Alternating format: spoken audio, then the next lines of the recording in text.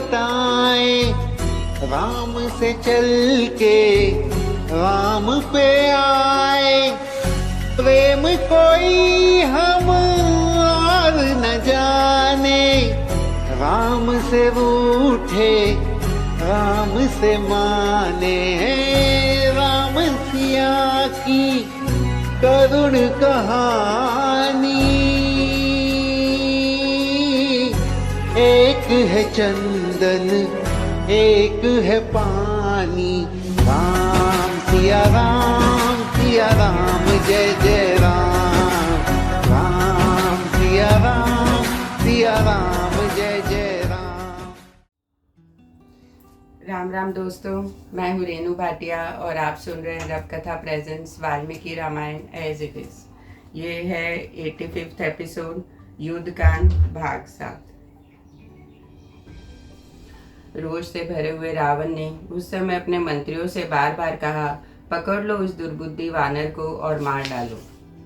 रावण की यह बात सुनकर 4 भयंकर निशाचरों ने प्रज्वलित अग्नि के समान तेजस्वी अंगद को पकड़ लिया।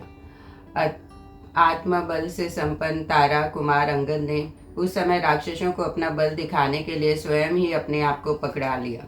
फिर वह पक्षियों की तरह अपने दोनों बाजुओं से जकड़े हुए उन 4 राक्षसों को लिए दिए ही उछले और उस महल की छत पर, जो पर्वत शिखरों के समान ऊंची थी, चढ़ गए। उनके उछलने के वेग से झटका खाकर वह सब राक्षस राज रावण के देखते देखते पृथ्वी पर गिर पड़े। तदनंतर प्रतापी बाली कुमार अंगद राक्षस राज के उस महल की चोटी पर, जो पर्वत शिखरों के समान ऊंची थी, पैर पटकते हुए घूमने लगे। उनके पैर से आक्रांत हो वह छत रावण के देखते देखते ही फट गई, ठीक उसी तरह जैसे पूर्व काल में वज्र के आघात से हिमालय का शिखर विदीर्ण हो गया था। इस प्रकार महल की छत तोड़कर उन्होंने अपना नाम सुनाते हुए बड़े जोर से सिंहनाद किया और वह आकाश मार्ग से उठ चले। राक्षसों को पीड़ा देते और समस्त वानरों को हर्ष बढ़ाते हुए वे वानर सेना के बीच श्री रामचंद्र जी के पास लौट आए। अपने महल के टूटने से रावण को बड़ा क्रोध हुआ, परंतु विनाश की घड़ी आई देख पर लंबी सांस छोड़ने लगे। इधर श्री रामचंद्र जी हर्ष से भरकर गर्जना करते हुए बहुसंख्यक वानरों से घिरे रहकर युद्ध के लिए ही डटे रहे। वे अपने शत्रु का वध करना चाहते थे। इसी समय पर्वत शिखर के समान विशालकाय महापराक्रमी दुर्जय वानर वीर सुषेण ने इच्छा अनुसार रूप धारण करने वाले बहुसंख्यक वानरों को साथ लंका के सभी दरवाजों को काबू में कर लिया और सुग्रीव की आज्ञा के अनुसार वह अपने सैनिकों की रक्षा करने और सभी द्वारों का समाचार जानने के लिए बारी बारी से उन सब पर विचरने लगे, जैसे चंद्रमा क्रमश सब नक्षत्रों पर गमन करता है। लंका पर घेरा डालकर समुद्र तक फैले हुए उन वनवासी वानरों की 100 अक्षोणीय सेनाओं को देखकर राक्षसों को बड़ा विस्मय हुआ। बहुत से निशाचर भयभीत हो गए और अन्य कितने ही राक्षस सम्रांगण में हर्ष और उत्साह से भर गए। उस समय लंका की 4 दीवारी और खाई सारी की सारी वानरों से व्याप्त हो रही थी। इस तरह राक्षसों ने 4 दीवारियों को जब वानर कार हुई देखी, तब वे दीन दुखी और भयभीत होकर हाहाकार करने लगे। वह महाभीषण कोलाहल आरंभ होने पर राक्षस रावण के योद्धा निशाचर बड़े बड़े आयुध हाथ में लेकर प्रलय काल की प्रचंड वायु के समान सब और विचरने लगे। तदनंतर उन राक्षसों ने रावण के महल में जाकर ये निवेदन किया कि वानरों के साथ श्री राम लंकापुरी को चारों ओर से घेर लिया है।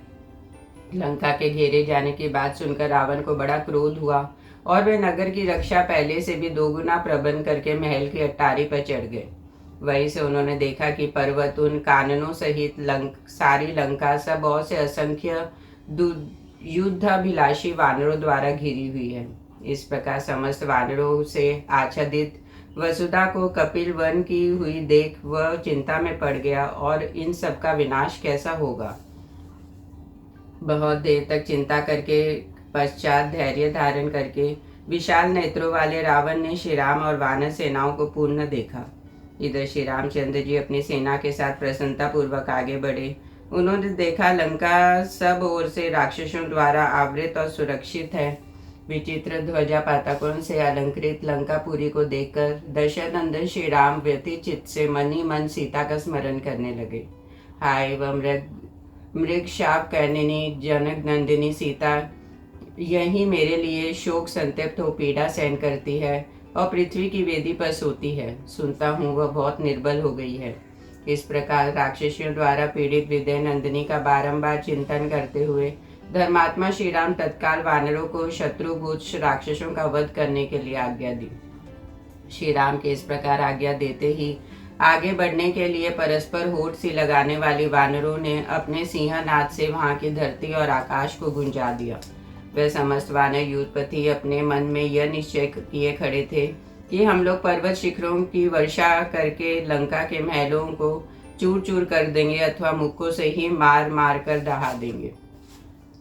तांबे जैसे लाल मुंह और स्वर्ण की सी कांति वाले वे वानर श्री रामचंद्र जी के लिए प्राण न्यौछावर करने को तैयार थे। वे सबके सब साल वृक्ष और साल शिखरों से युद्ध करने वाले थे, इसलिए उन्होंने लंका पर ही आक्रमण किया। वे सभी वानर वृक्ष, पर्वत शिखरों और मुक्कों से असंख्य परकोटों और दरवाजों को तोड़ने लगे। उन वानरों ने स्वच्छ जल से भरी हुई खाइयों को, धूल, पर्वत शिखर, घास फूस और कांटों को पाट दिया। फिर तो सहस्त्र यूथ, कोटि यूथ और 100 कोटि यूथ के साथ लिए अनेक युद्धपति के साथ लंका के किले पर चढ़ गए।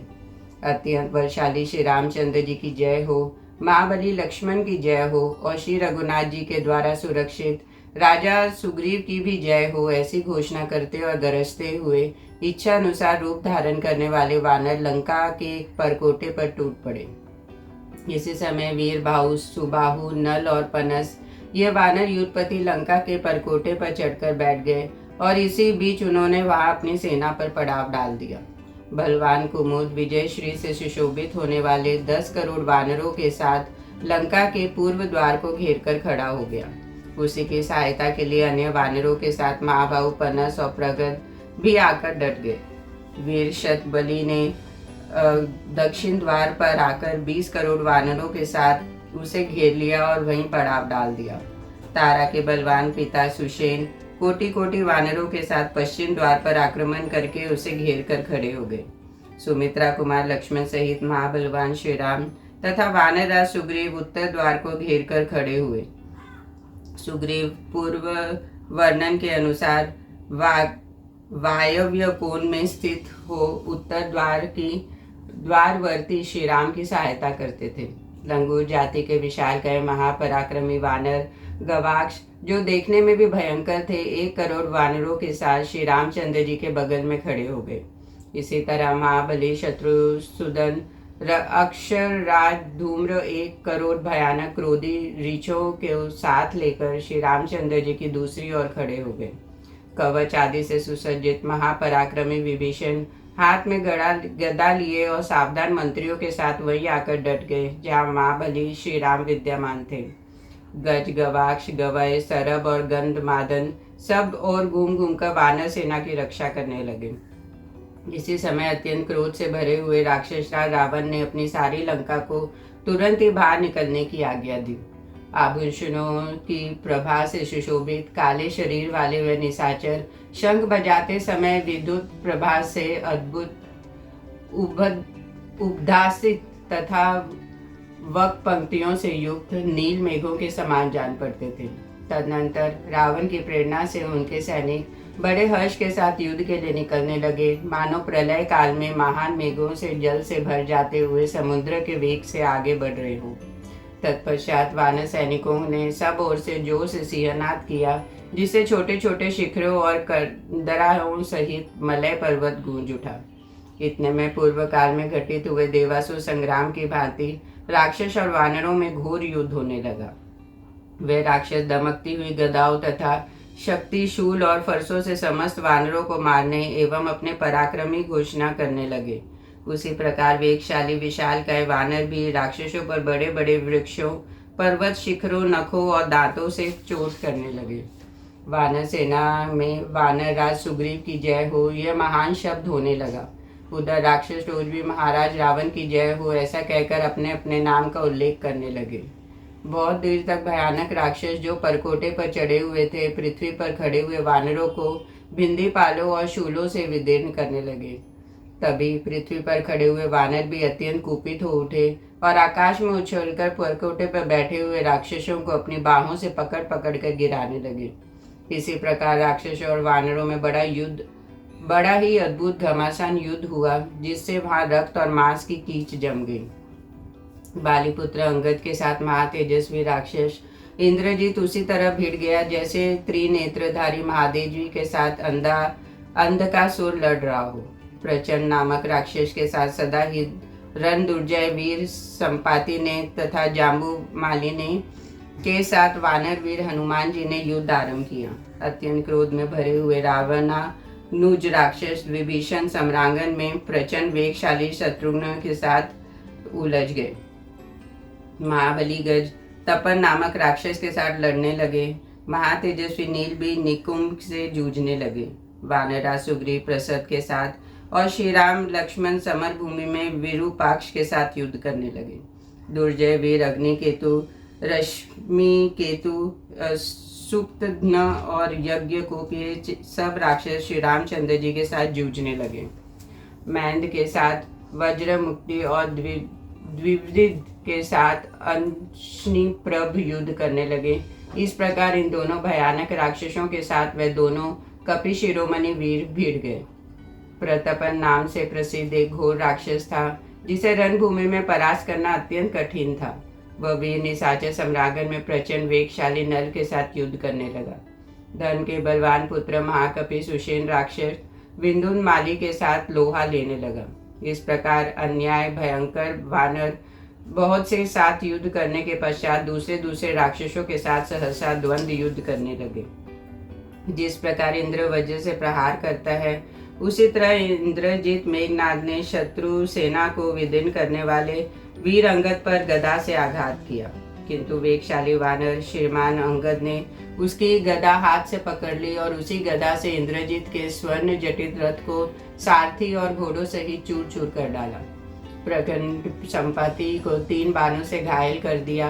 तब संपाति ने भी अश्वकर्ण नामक वृक्ष से युद्ध के मारने पर प्रचंड को मार डाला। महाबली जम्बू वाली रथ पर बैठा हुआ था।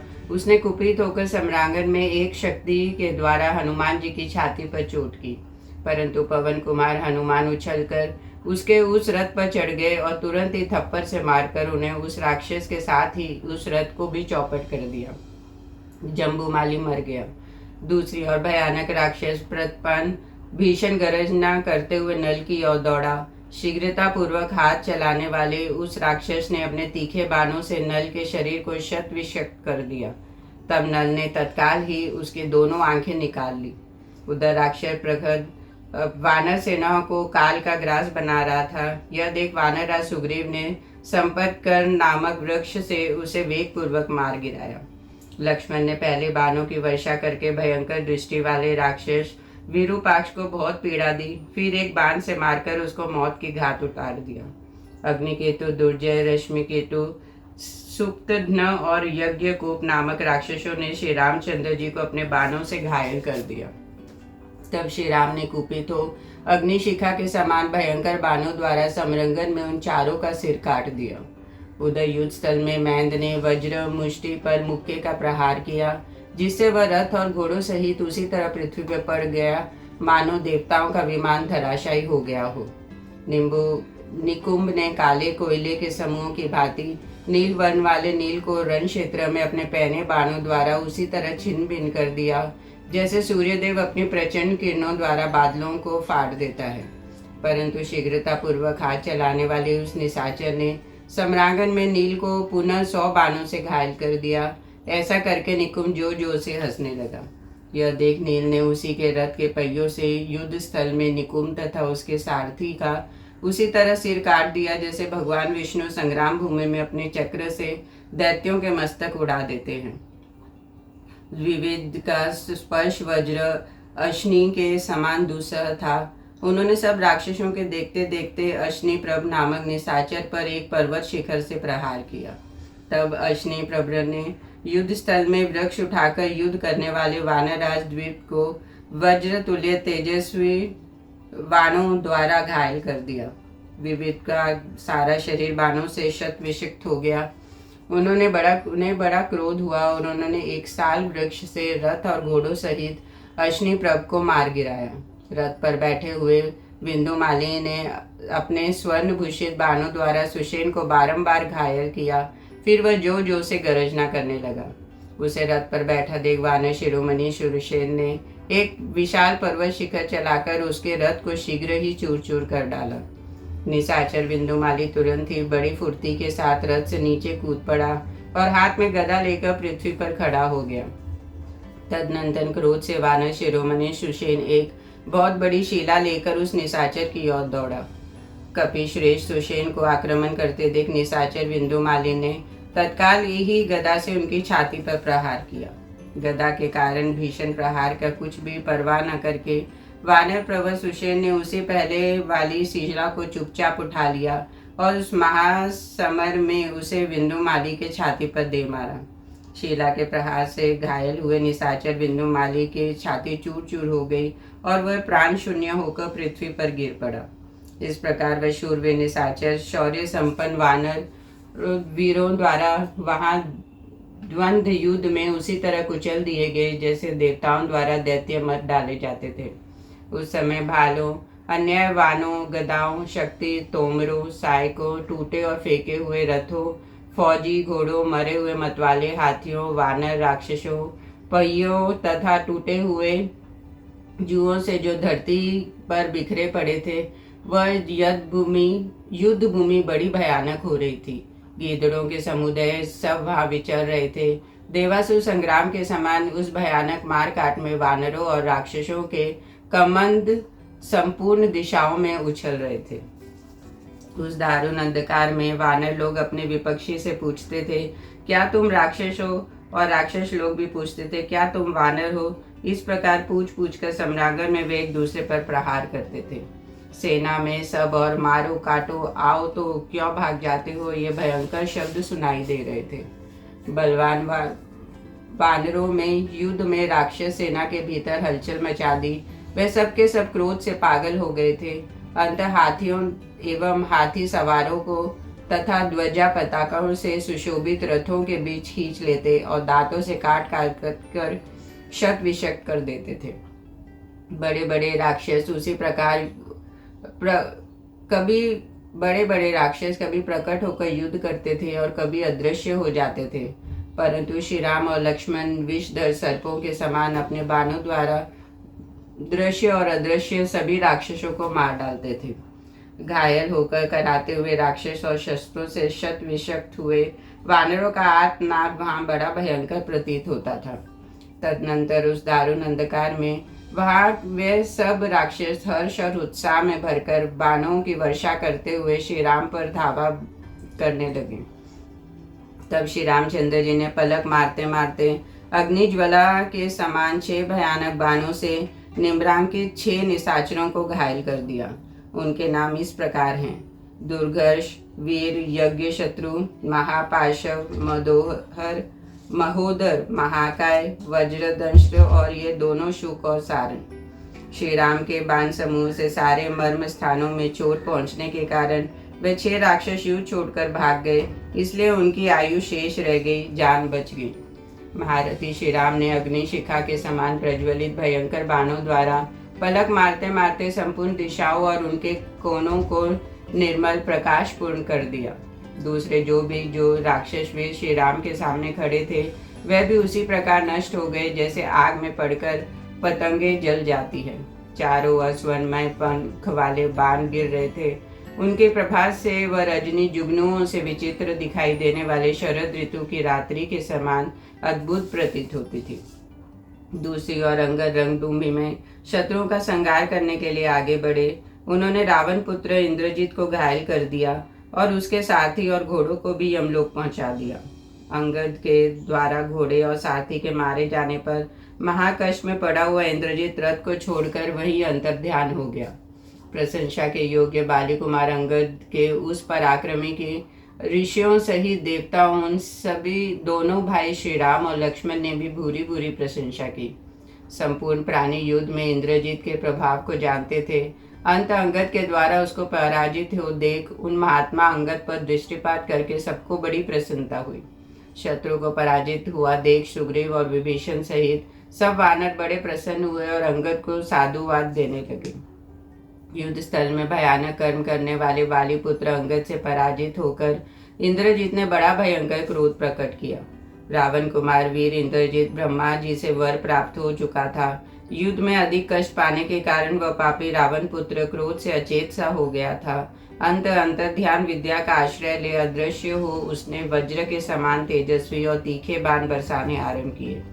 सम्रांगन में कुपित हुए इंद्रजीत ने घोर समर्पण बाणों द्वारा श्री राम और लक्ष्मण को घायल कर दिया। वह दोनों रघुवंशी बंधु अपने सभी अंगों में चोट खाकर शत विषक्त हो रहे थे। माया से आवृत हो समस्त प्राणियों के लिए अदृश्य हो वहां कूट युद्ध करने वाले उस निशाचर ने युद्ध स्थल में दोनों रघुवंशी बंधु श्री राम और लक्ष्मण को मोह में डालते हुए उन्हें सर्पकार बाणों के बंधन में बांध लिया। इस प्रकार क्रोध से भरे हुए इंद्रजीत ने उन दोनों पुरुष प्रवर वीरों को सहसा सर्पाकार बाणों द्वारा बांध दिया। उस समय वानरों ने उन्हें नागपाश में बद्ध देखा। तदनंतर अत्यंत बलशाली प्रतापी राजकुमार श्री राम ने इंद्रजीत का पता लगाने के लिए 10 वानर युद्धपतियों को आज्ञा दी। उनमें 2 तो सुषेण के पुत्र थे और शेष 8 वानरराज नील, वाली पुत्र अंगद, वेगशाली वानर शरभ, द्विविध हनुमान, महाबली सानुप्रस्थ, ऋषभ और ऋषभ स्कंद थे। शत्रुओं को संताप देने वाले इन 10 को उनका अनुसंधान करने के लिए आज्ञा दी। तब वे सभी वानर भयंकर वृक्ष उठाकर 10 दिशाओं में खोजते हुए बड़े हर्ष के साथ आकाश मार्ग से चले। किंतु अस्त्रों के ज्ञाता रावण कुमार इंद्रजीत ने अत्यंत वेगशाली बाणों की वर्षा करके अपने उत्तम अस्त्र शास्त्रों द्वारा उन वेगवान वानरों को वेग को रोक दिया। बाणों के से शत विषक्त हो जाने पर भी वे भयानक वेगशाली वानर अंधकार में मेघों से ढके हुए सूर्य की भांति इंद्रजीत को न देख सके। तत्पश्चात युद्ध विजयी रावण पुत्र इंद्रजीत फिर श्री राम और लक्ष्मण पर ही उनके संपूर्ण अंगों को विदीर्ण करने वाले बाणों से बारंबार वर्षा करने लगे। कुपित हुए इंद्रजीत ने उन दोनों वीर श्री राम और लक्ष्मण को बाण रूपधारी सर्पों द्वारा इस तरह बीन दिया जिससे उनके शरीर में थोड़ा सा भी ऐसा स्थान नहीं रह गया जो बाण न लगा हो। उन दोनों के अंगों में जो घाव हो गए थे उनके मार्ग से बहुत रक्त बहने लगा। उसी समय वे दोनों भाई खिले हुए 2 पलाश वृक्षों के समान प्रकाशित हो रहे थे। उसी समय जिसके नेत्र प्रांत कुछ लाल थे और शरीर खान से काटकर निकले गए कोयलों के ढेर की भांति काला था, वह रावण कुमार इंद्रजीत अंतर्ध्यान अवस्था में ही उन दोनों भाइयों से इस प्रकार बोला। युद्ध के समय अलक्ष्य हो जाने पर जो मुझे देवराज इंद्र भी नहीं देख पाया या पा सकता, फिर तुम दोनों की तो बिसात ही क्या है। मैंने तुम दोनों रघुवंशियों को कंक पत्र युक्त बाण के जाल में फंसा लिया है। अब रोष से भरकर मैं अभी तुम दोनों को यमलोक भेज देता हूँ। ऐसा कहकर वह धर्म के ज्ञाता दोनों भाई श्री राम और लक्ष्मण को पहने बाणों से बीनने लगा और हर्ष का अनुभव करते हुए जोर जोर से गरजना करने लगा।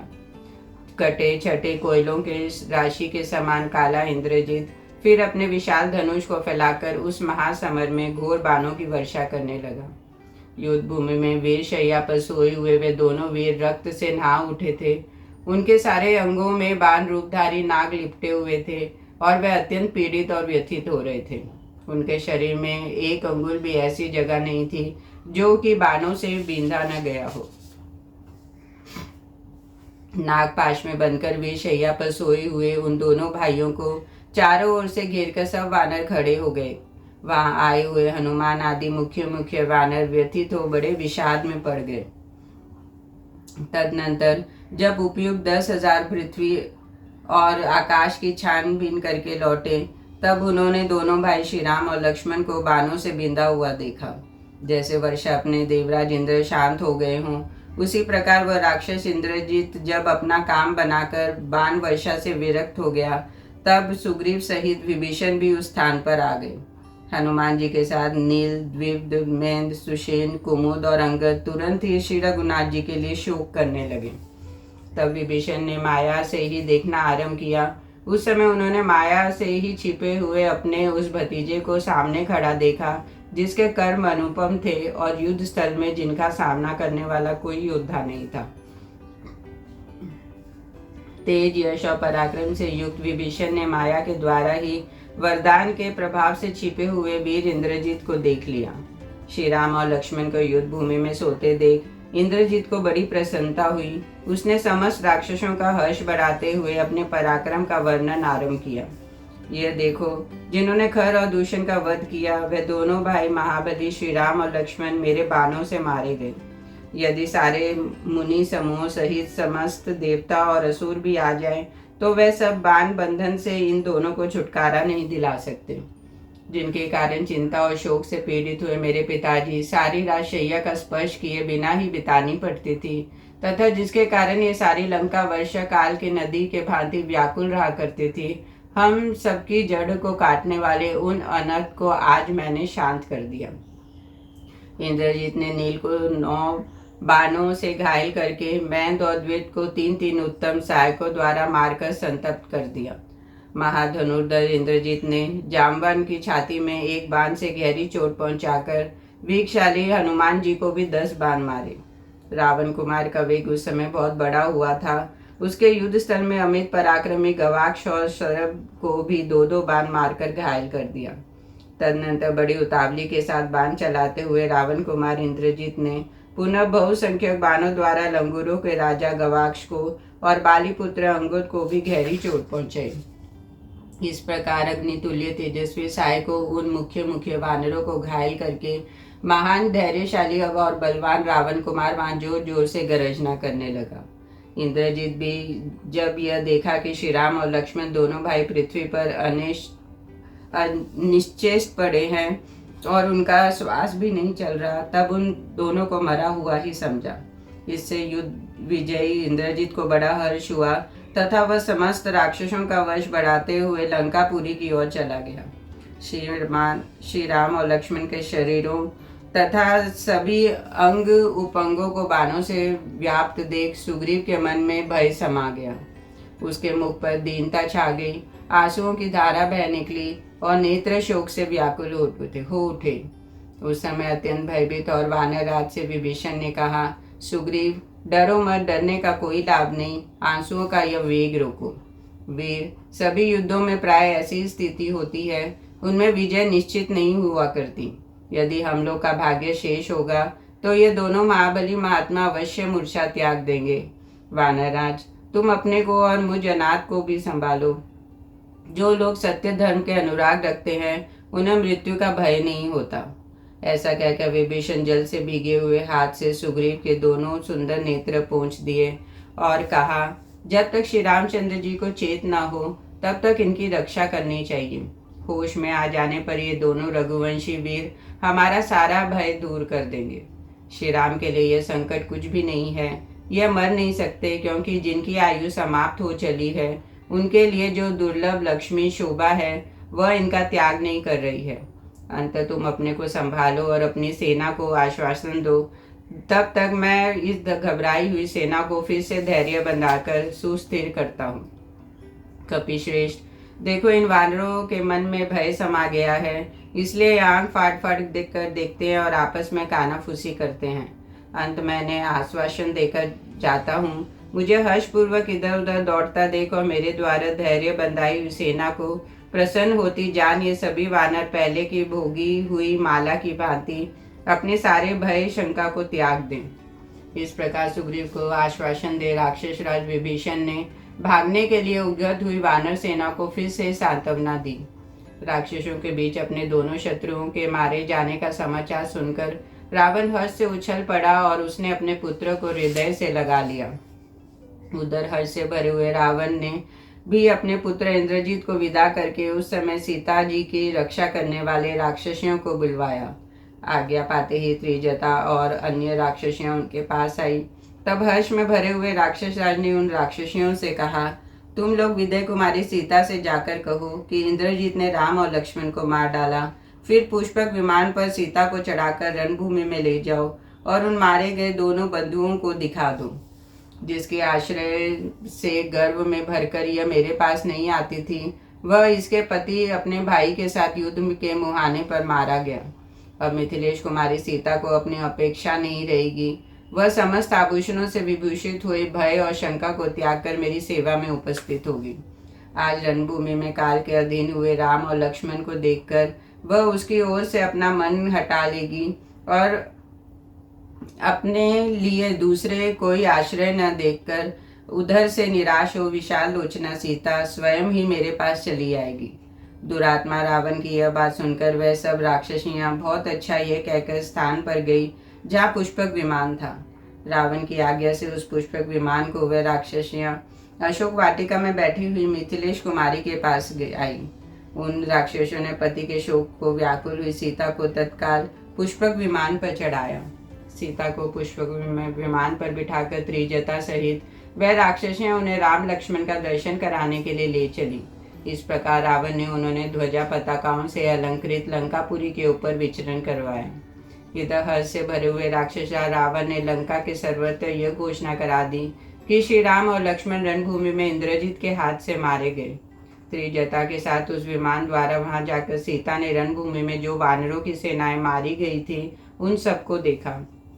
उन्होंने मांस भक्षी राक्षसों को तो भीतर से प्रसन्न देखा और श्री राम तथा लक्ष्मण के पास खड़े हुए वानरों को अत्यंत दुख में पीड़ित पाया।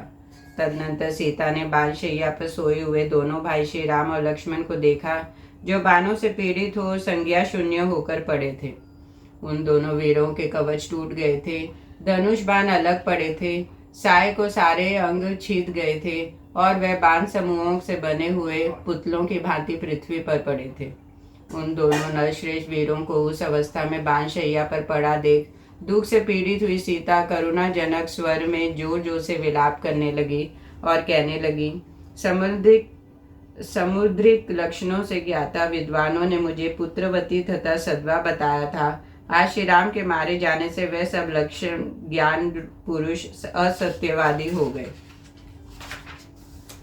जिन्होंने मुझे यज्ञ परायण तथा विविध शत्रुओं का संचालन करने वाले राजाधिराज की पत्नी बताया था। आज श्री राम के मारे जाने से वे सब लक्ष्मण वेता पुरुष झूठे हो गए।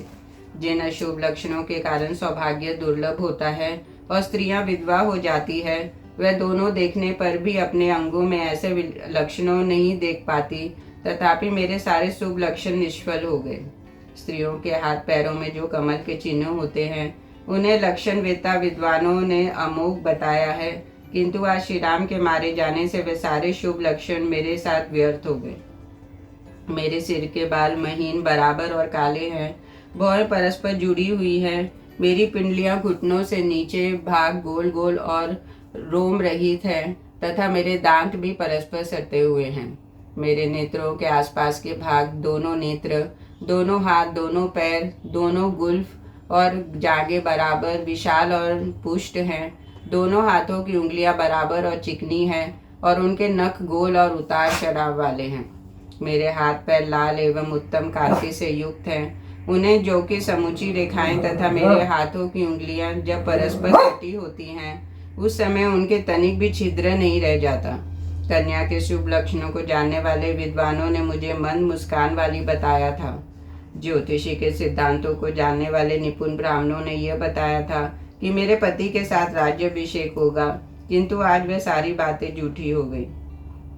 दोनों भाइयों मेरे लिए जनस्थान को छान डाला और मेरा समाचार पाकर अक्षोभ्य समुद्र को पार किया, किंतु हाय, इतना सब कर लेने के बाद थोड़ी सी राक्षस सेना के द्वारा जिससे हारना इनके लिए गोपद को जलांगने के समान था, वह दोनों मारे गए।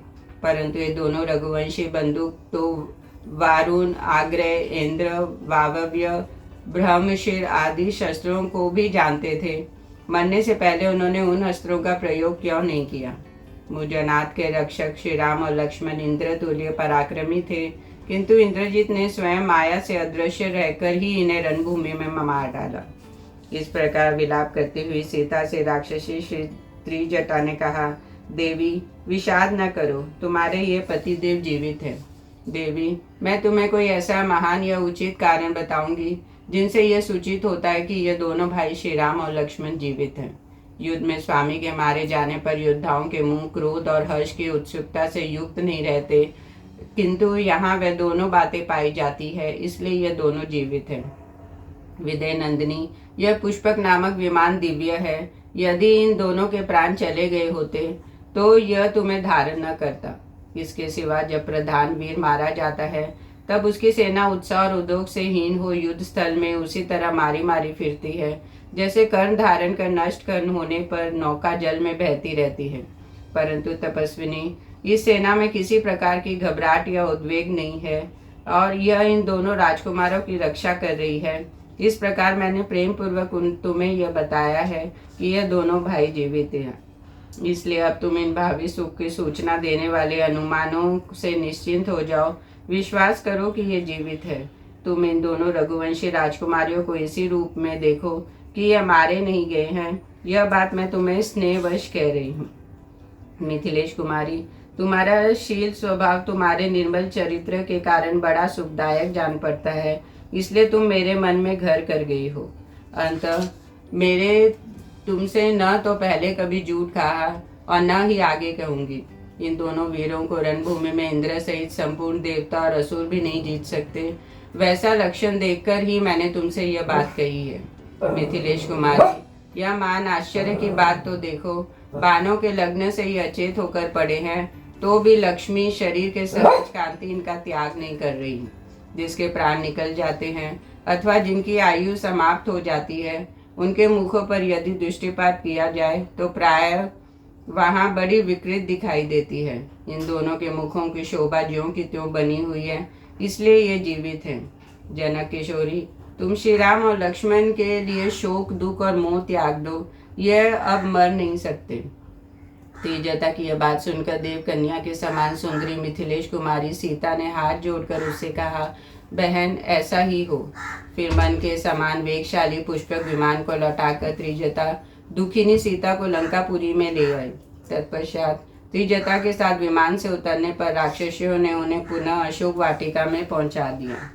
इसी बीच में पराक्रमी श्री राम नागपाश से बंधे होने पर भी अपने शरीर की दृढ़ता और शक्तिमत्ता के कारण मूर्छा से जाग उठे। उन्होंने देखा कि भाई लक्ष्मण बाणों से अत्यंत घायल होकर खून से लथपथ हुए पड़े हैं और उनका चेहरा उतर गया है। अंत वह आतुर हो विलाप करने लगे, हाय, यदि मुझे सीता मिल भी गई तो मैं इन्हें लेकर क्या करूँगा, अथवा इस जीवन को ही रखकर क्या करना है, जबकि आज मैं अपने पराजित हुए भाई को युद्ध स्थल में पड़ा हुआ देख रहा हूँ। मृत्यु लोक में ढूंढने पर मुझे सीता जैसी दूसरी स्त्री मिल सकती है, परंतु लक्ष्मण के समान सहायक और यदुकुशल भाई नहीं मिल सकता। सुमित्रा के आनंद को बढ़ाने वाले लक्ष्मण यदि जीवित न रहे तो मैं वानरों के देखते देखते अपने प्राणों का परित्याग कर दूंगा। लक्ष्मण के बिना यदि अयोध्या को लौटूं तो माता कौशल्या और कैकेयी को क्या जवाब दूंगा, तथा अपने पुत्र को देखने के लिए उत्सुक हो बछड़े से बिछड़ी गाय के समान कांपती और कुर्रारी सी भांति रोती भी लगती माता सुमित्रा से क्या कहूँगा, उन्हें किस तरह धैर्य बंधाऊंगा। मैं यशस्वी भरत और शत्रुघ्न से किस तरह यह कह सकूंगा कि लक्ष्मण मेरे साथ वन को गए थे, किंतु मैं उन्हें वहीं खोकर उसके बिना लौट आया हूँ। दोनों माताओं सहित सुमित्रा का उपालंब मैं नहीं कर सह सकूंगा, अंत यहीं इस देह को त्याग दूंगा। अब मुझे भी जीवित रहने का उत्साह नहीं है। मुझ जैसे दुष्कर्मी और अनार्य को धिक्कार है, जिसके कारण लक्ष्मण मेरे मरे हुए के समान बाण शैया पर सो रहे हैं। लक्ष्मण, जब मैं अत्यंत विषाद में डूब जाता था उस समय तुम ही सदा मुझे आश्वासन देते थे, परंतु आज तुम्हारे प्राण नहीं रहे, इसलिए आज तुम मुझ दुखिया से बात करने में असमर्थ हो। भैया, जिस रणभूमि में आज तुमने बहुत से राक्षसों को मार गिराया था, उसी में शूरवीर होकर भी तुम बाणों द्वारा मारे जाकर सो रहे हो। इस बाण शैया पर तुम खून से लथपथ होकर पड़े हो और बाणों से व्याप्त होकर अस्ताचल को जाते हुए सूर्य के समान प्रकाशित हो रहे हो। बाणों से तुम्हारा मर्मस्थल विदित हो गया, इसलिए तुम यह बात नहीं कह सकते। यद्यपि तुम बोल नहीं पा रहे हो, तथापि तुम्हें नेत्रों की लालय से तुम्हारी मार्मिक पीड़ा सूचित हो रही है। जिस तरह वन के यात्रा करते समय महातेजस्वी लक्ष्मण मेरे पीछे पीछे चले आए थे, उसी प्रकार मैं भी यमलोक को इनका अनुसरण करूंगा। जो मेरे प्रिय बंधुजन थे और सदा मुझ में अनुराग एवं भक्ति भाव रखते थे, वह ही लक्ष्मण आज मुझ अनार्य के दुर्नीतियों के कारण इस अवस्था में पहुंच गए। जय श्री राम।